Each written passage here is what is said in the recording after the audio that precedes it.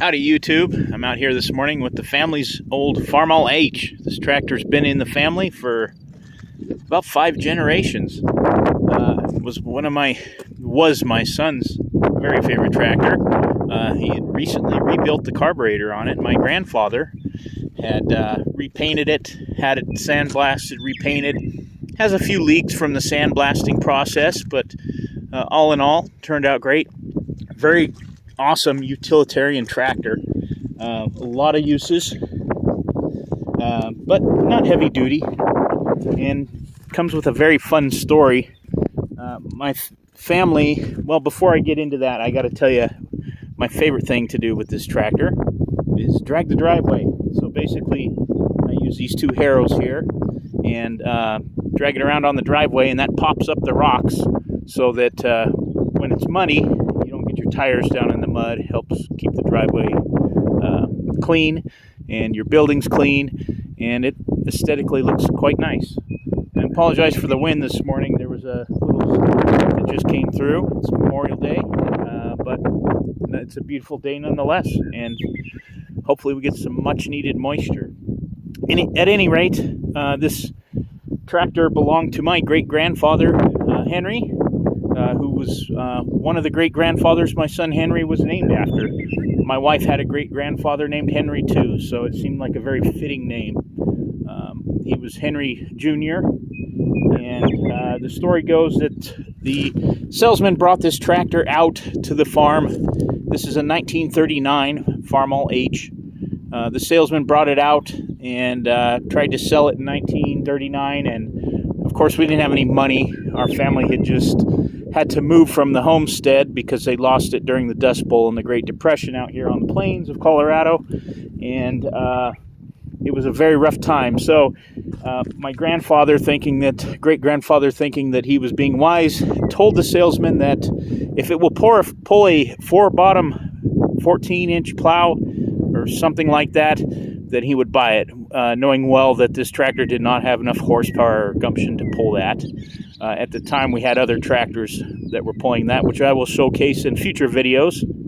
But nonetheless, it didn't pull it. The salesman, and this may well be a salesman trick, told my great-grandfather that, hey, we'll just leave the tractor there. We can't sell it anyway. If you want to keep it, just send payments, whatever you can send to it, and we'll just apply that to the total of the tractor.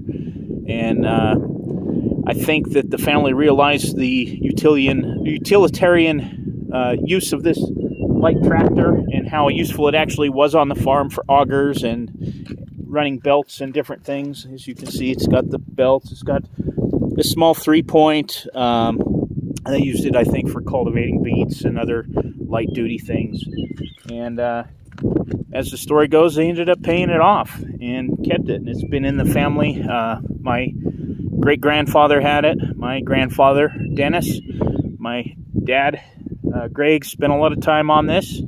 I've got a few hours on it, nothing substantial. And my son, tinkering, and he just loved it. Turns super short, has a lot of very good uses. It's in excellent shape, starts right up, and we love it. And now has some family history. And going into that, part of the sadness of this is, having lost my only child, our son. Where does it go after this? I guess my nephew at some point will end up with it, and that's really sad to end a story like that, or maybe it's the beginning of a story, but that's one of those things that hits you later on in your grief process that you just don't realize or think about right away. The building the empire that I spoke about, and passing down traditions and heirlooms and such. So that's just one of those things that you think about, and sadly, it's where this tractor has ended up. But for now, I'm enjoying it. I'm going to enjoy it for the rest of my life. I'm going to enjoy the harrows, which I call my own personal Zen garden. And it is very therapeutic to get on this tractor and just drag these around and rake the driveway, so to speak. And it is like a giant Zen garden. But before I go, I got to fire this thing up so you can hear it and hear how well it starts. So this is always, I try to do my videos in one take. So yes, there's flaws. Yes, there's mistakes. Yes, there's misspeaks. But let's see if it'll fire right up. These were very unique in, I don't know if you can see, that's the mag switch, the starter switch you push with your foot. You have to be very small and kind of a contortionist to push this little button in to start it.